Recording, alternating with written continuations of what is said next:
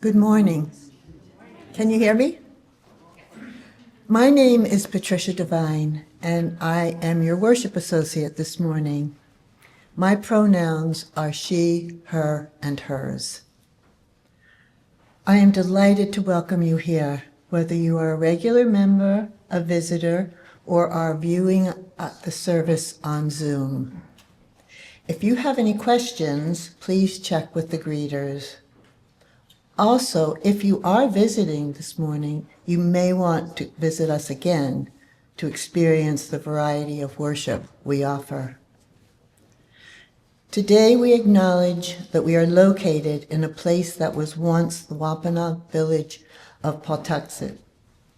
We strive to follow their example and be faithful stewards of this sacred land. The theme for today's service is Austera, the spring equinox, led by Rachel Quinn. Our service is recorded. The candle section will be edited out so that we can speak more candidly and personally as a community. This service, as are all of our services, will be posted on our Facebook page and on YouTube. We also share our services on local public access television.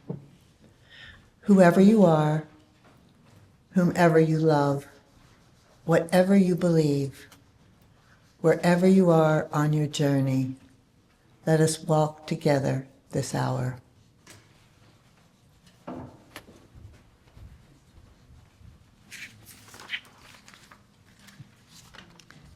Hi, my name's Rachel Quinn. I want to wish you a happy spring equinox or a happy Austera. They are the same thing. Austera is just what us pagans like to say to honor one of the many goddesses out there. Austera being the goddess of spring, renewal, and rebirth. Her roots lie mostly in Germany. Her name means goddess of dawn. Fitting, isn't it? A new day, a new beginning. We don't have to wait for a certain time of the year to start fresh. But if we want to, why not now?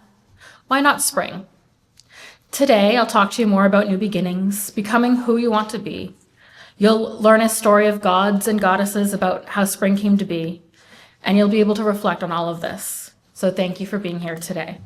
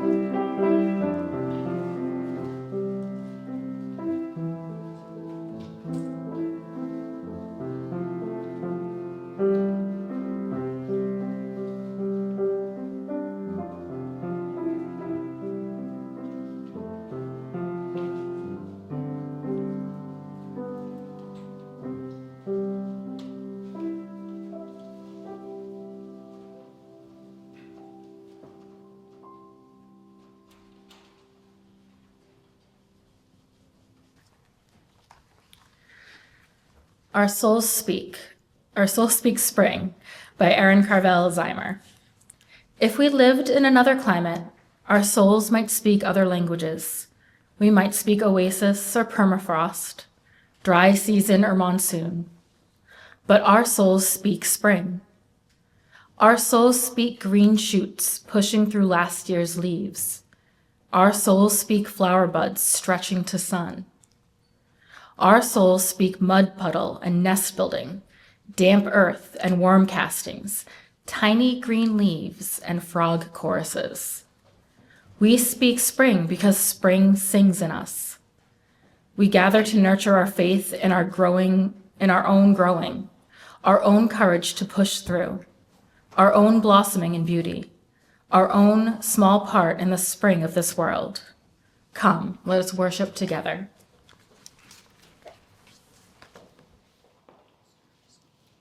Please stand, and we'll say our covenant as I run to get matches. That was fast.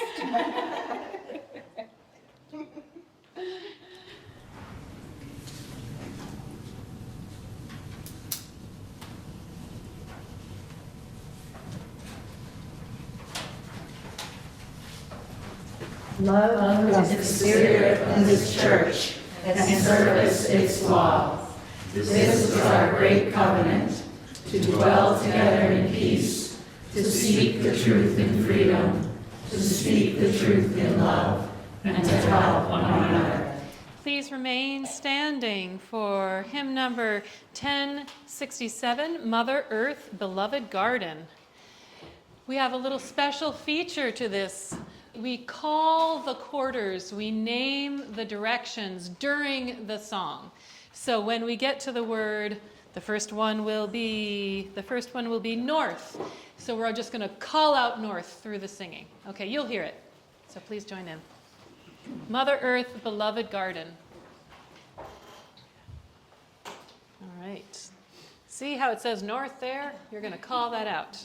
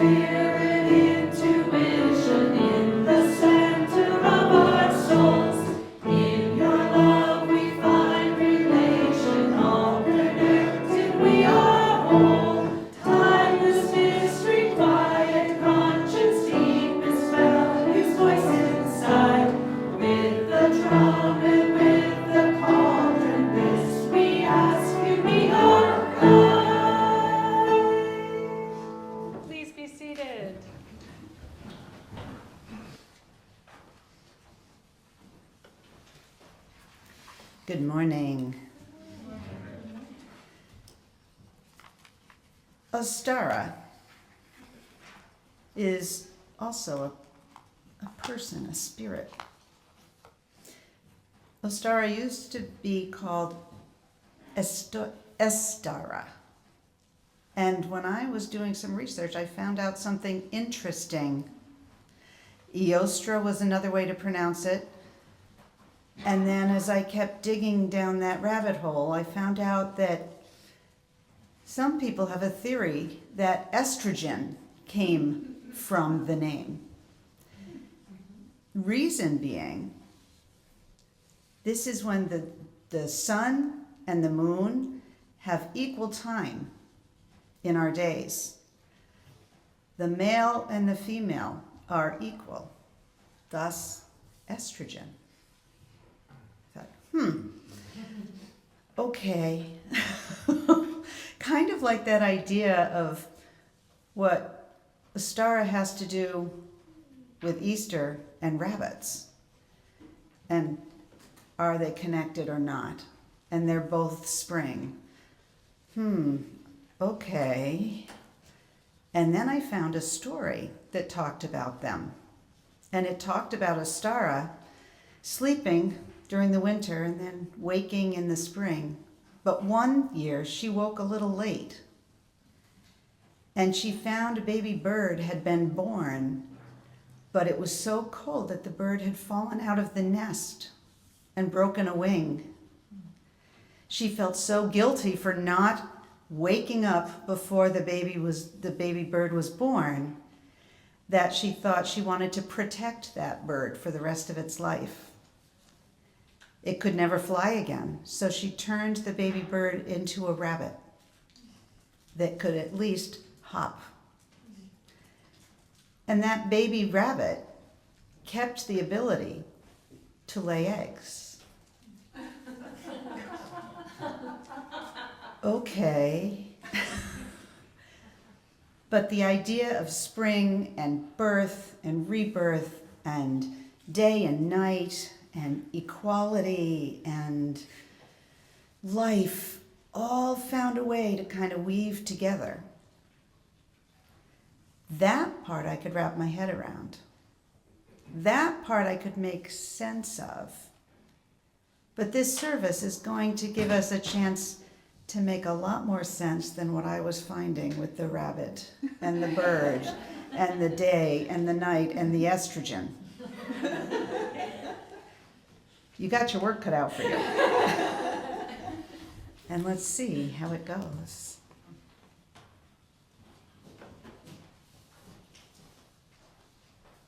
The reading this morning is entitled For Ostara by Galina Kraskova. We hail the goddess of spring, of vibrancy, of stirring bounty, of the waking earth that readies itself for the seed. We hail the goddess of sunshine and cycles and changes and all good and terrifying things. We pray for fertility in our works of minds and hearts and hands. We pray for blessings and the gift of hope, manifestation. We hail the goddess of spring as her bounty covers the land. Ostara, be thou praised. Please rise in body or spirit, and we are going to sing a hymn called Greeting the Spring. You'll see the lyrics. We're going to sing verses 1 through 4. This is to the melody that's on in the 243. It may be a familiar melody, but you can just listen and join in. So let's see. I invite the choir up.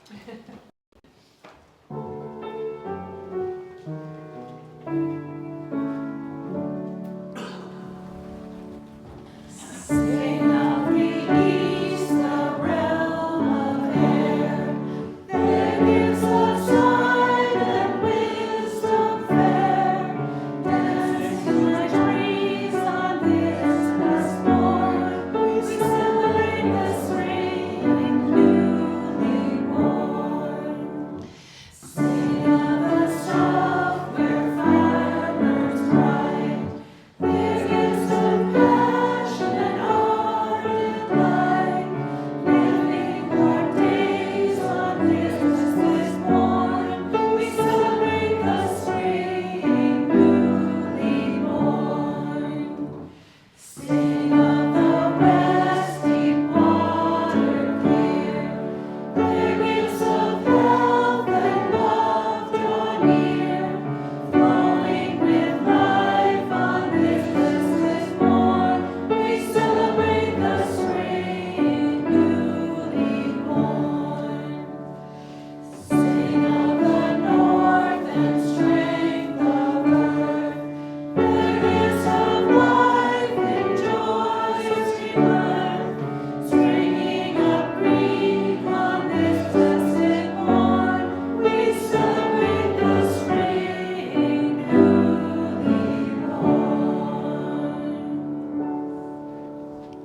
seated.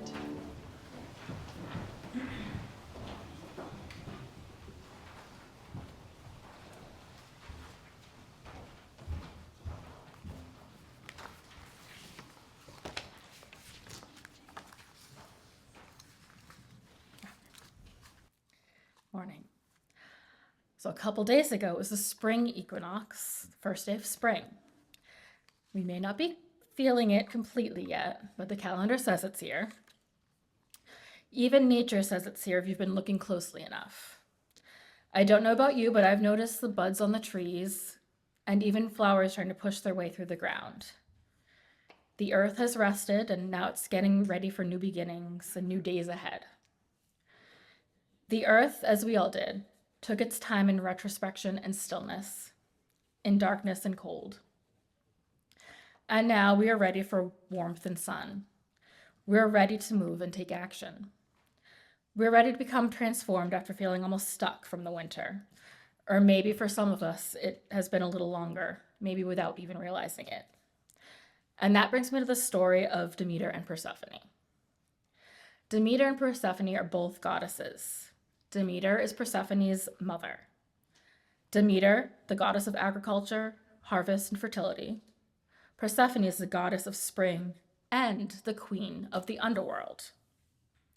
Now, how did Persephone become the goddess of spring and the queen of the underworld? I'll tell you the story, and then we can discuss how and why this is relevant to us. So the story of Demeter and Persephone is retold by Starhawk, and I did cut it down a little bit. One beautiful day in spring, Persephone, daughter of the goddess Demeter, was gathering flowers with her maidens in a green meadow. In a far corner of the meadow, Persephone noticed a golden gleam. She left her maidens and went to investigate. There grew a golden flower, more beautiful than any she had ever seen before.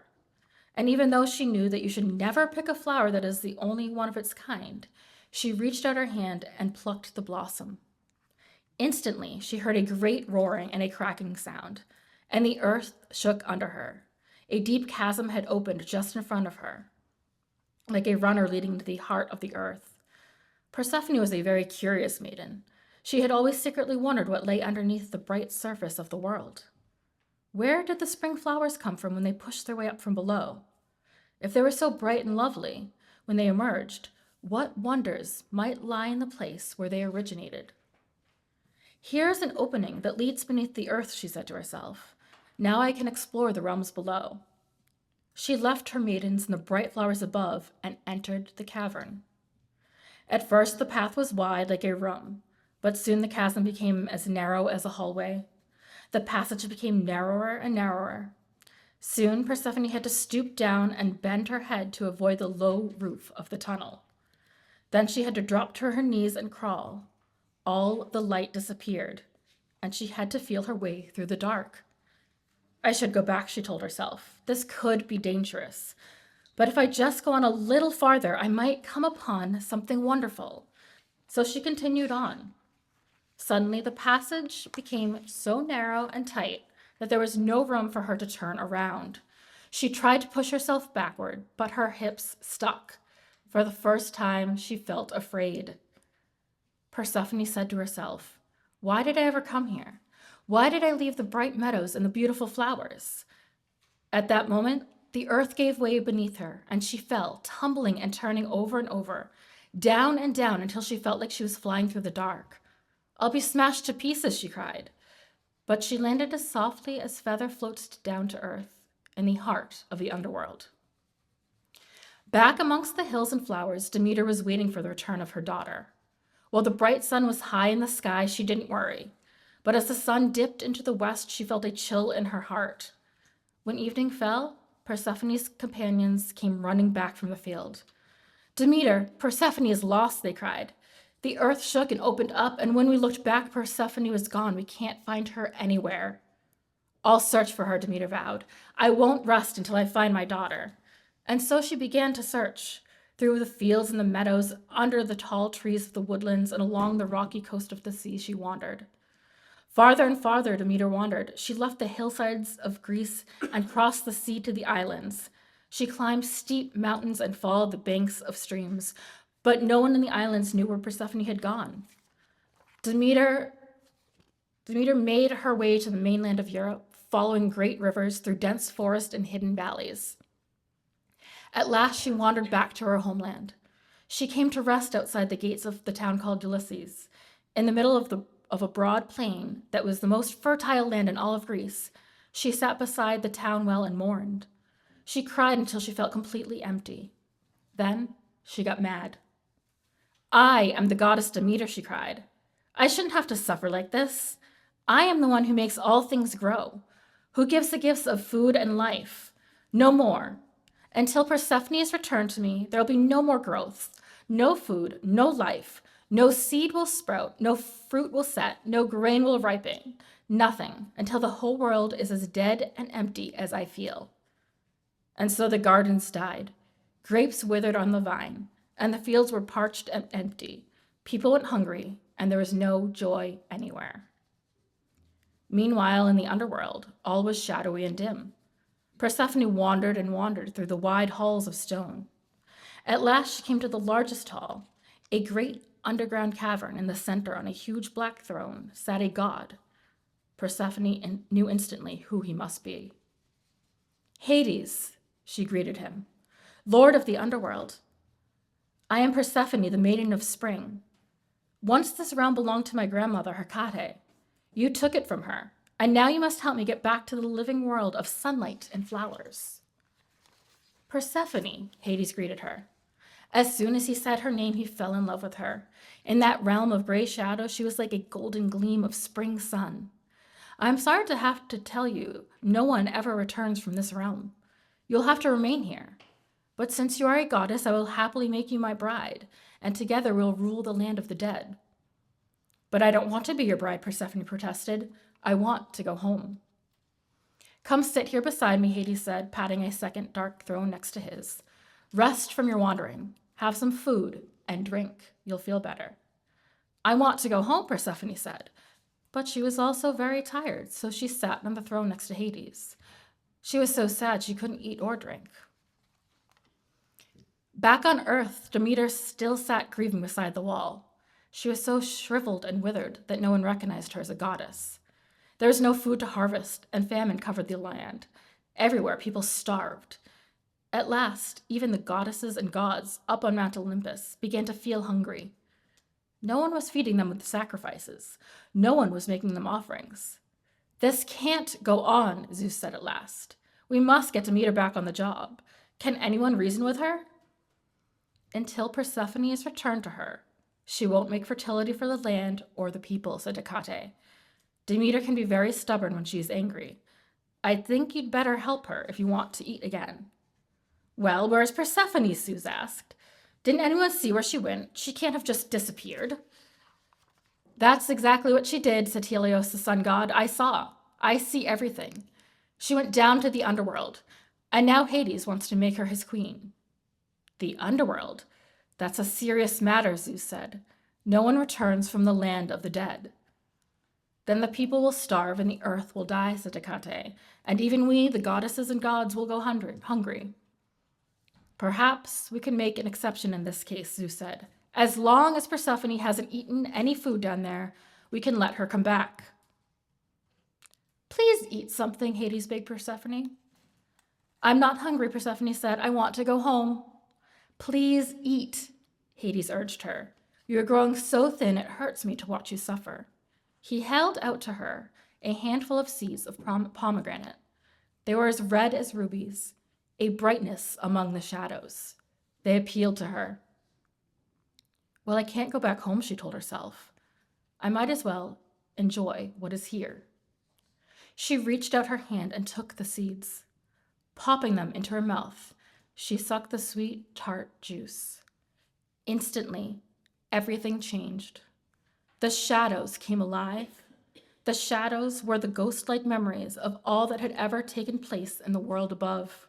But they were also the images of what had not yet been, rich with all the possibilities of change and growth. The dead and the not yet born danced together like colors in a kaleidoscope, and from their movement, new life could be born. Suddenly, Persephone was filled with a joy and power she had never known before. She plucked 2 flaming torches from the wall of the cavern and began to dance. She whirled and spun and leaped, playing with fire, dancing the way from death to rebirth and back again. "This is where the seeds come from," she proclaimed. "This is the wonderful place where flowers are born. And I am its queen, queen of fire. I am no longer just little Persephone, Demeter's daughter.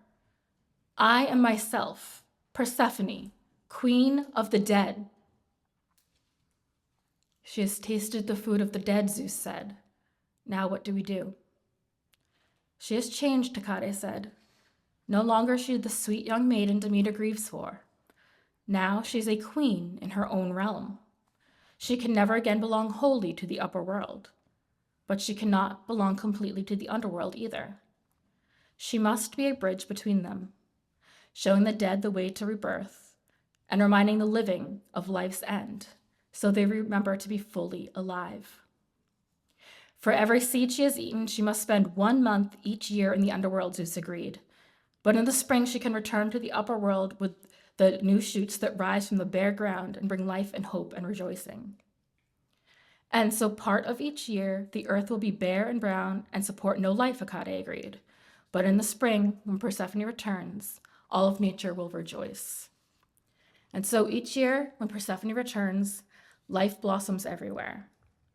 But when she descends, Demeter covers her head with her cloak, leaves fall, the harvest is gathered in, and life rests until Persephone returns once more.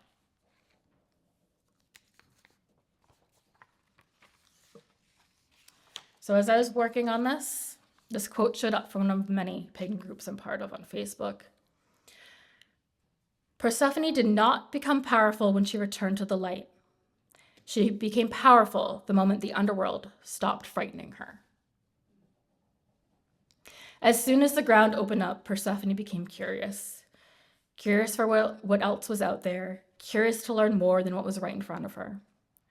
Here's an opening in the earth. Now I can explore the realms below. She wanted to grow and transform. Persephone wanted to become something more than what she already knew. When she saw the chance to learn more, she took that chance, and from it, she grew. She became her own person, queen of her own realm. The spring equinox can be a chance to become something new or find that person that we've always had inside us and finally transform. Become who we know we have always been. We can take the lead from nature this time of year.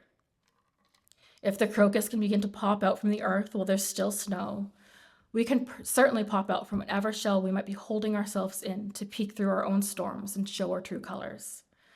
If the trees can grow back their leaves after losing them and stand full and tall again, then we can find our strength after a time of losing ourselves or through a hard winter, and we can stand tall and confident and keep taking steps forward.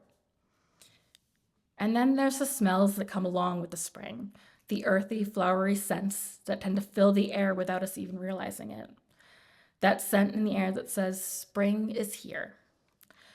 When you know that winter is finally behind us and spring is here to stay. Be that presence in the world. Fill every room with the authenticity of you. Sometimes we need to find ourselves a few times in our lives, but that's okay. Things change, you change. You have your winters you need to get through and your caves you need to explore. Find out who you are, follow your intuition to your core, then become that person. Peek out, show your colors, stand tall, and take steps forward. Then say, I am here. This is who I am. This is who I've become. Let's all be a little more like Persephone.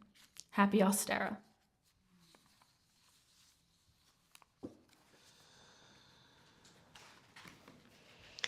Please rise, and we'll sing the last 2 verses of Greeting the Spring.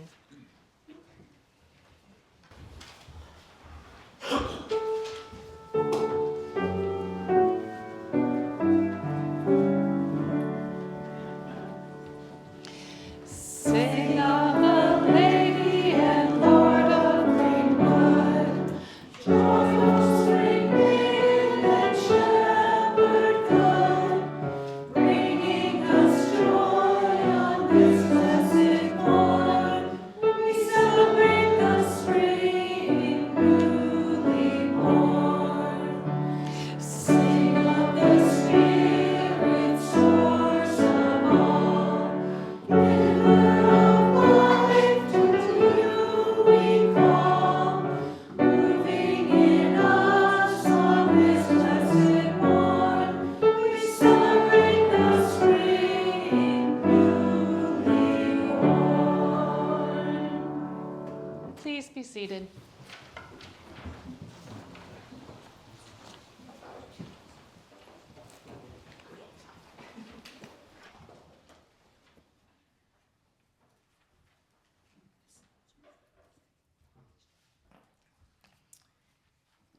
We know that our financial contributions to this congregation come from hard work.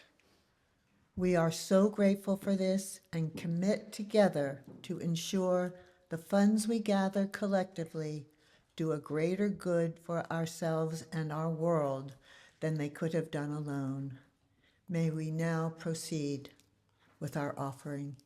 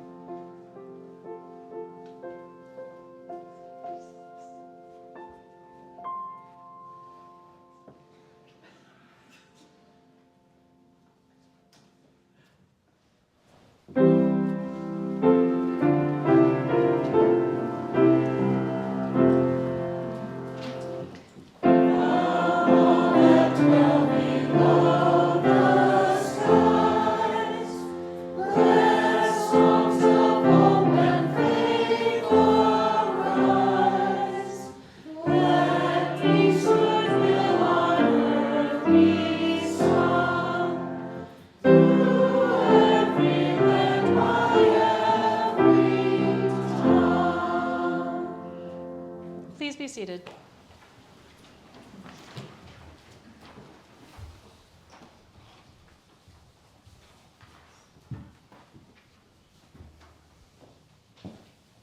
At this time in the service, we invite those that wish to come forward to share their joys, celebrations, and sorrows with us.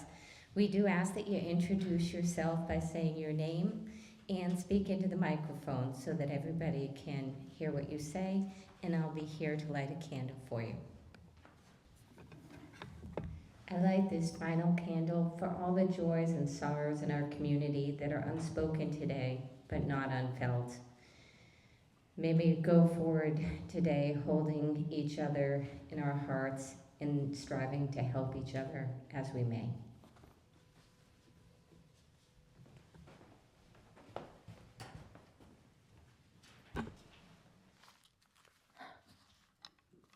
What can we learn from spring's power? Spirit of spring and new life, spirit of decay and death, we turn to your wisdom and strength as we seek to live lives of meaning and love. The cycle of life is powerful. Everything that lives dies. Everything that dies has lived. There's no escaping the cycle. What then can we learn from its power? The leaves that we put away in the fall are now compost, fertilizing the soil as we prepare to till the garden for this year's plantings. That harbinger of spring, the crocus, brings such delight and lasts but for a moment. Then it's gone, making way for the abundance of green and color that spring will bring. When one who was beloved dies, we cry, we mourn, we lament, and we carry them in our hearts, seeking to live as they inspired us to live. As a child grows, we marvel at their unfolding into their own unique self.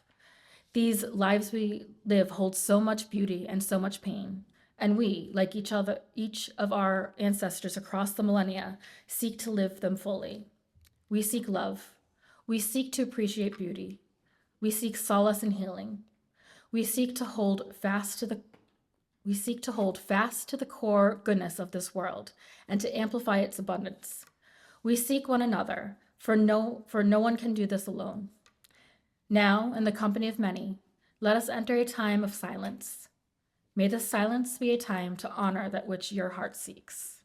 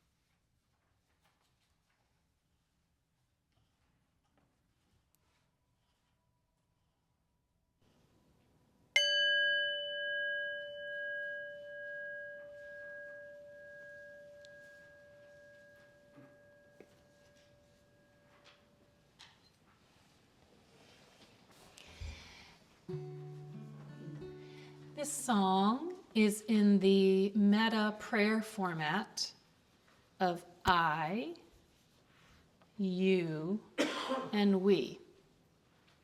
And so I will sing the I verse. I'll invite the choir to join for the you verse. And then we invite everyone to join on the we verse. And I think that this is an especially lovely song with this discovery we had today about Persephone, not just being about light, but about facing the darkness, in the same way that the future, I am who I'm becoming, is related to the past, I am all I have done. We don't need to lose the past to step into the future.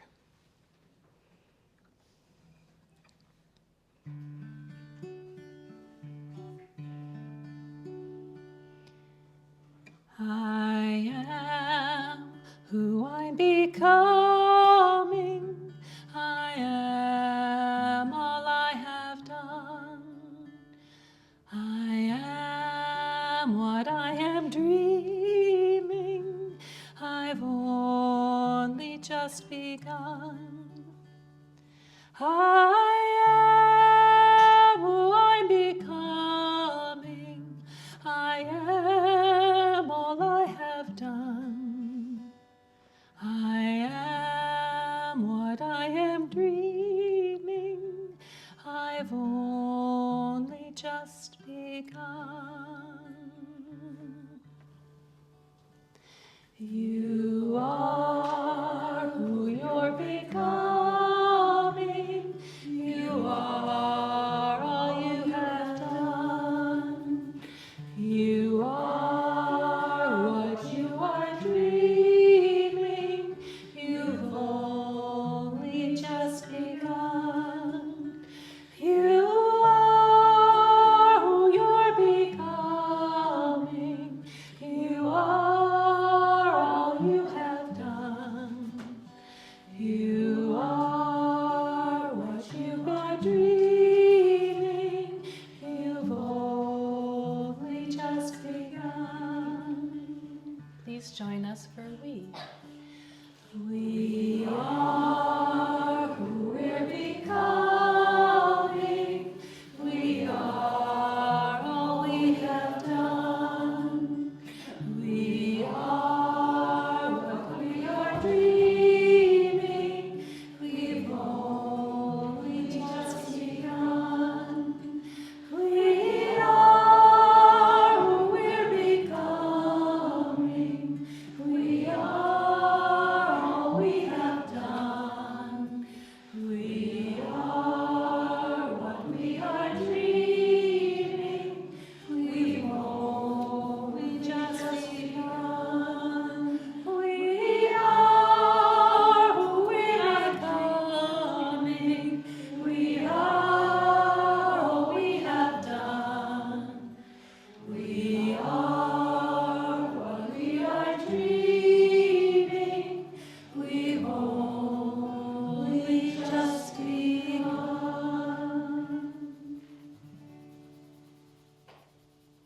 Thank you.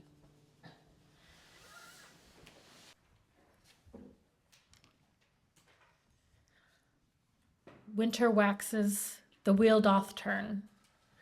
The maiden comes and springtime burns. Mother Earth awakens from her sleep. New life comes forth, the cycle keeps. Light and dark are partners now, lovers joined, keeping their vow. Lord of light, I feel your rays, of equal nights and equal days. Sun-filled days and seeds of life, my life abundant, free from strife. Fill my world with joy and light, as day doth wane to calm of night. Lady and Lord, accept my love, for the ground beneath and the sky above. A cool soft rain, a field of flower, light and life, I feel your power. Abundance gained on my life quest, I thank you now, I am truly blessed.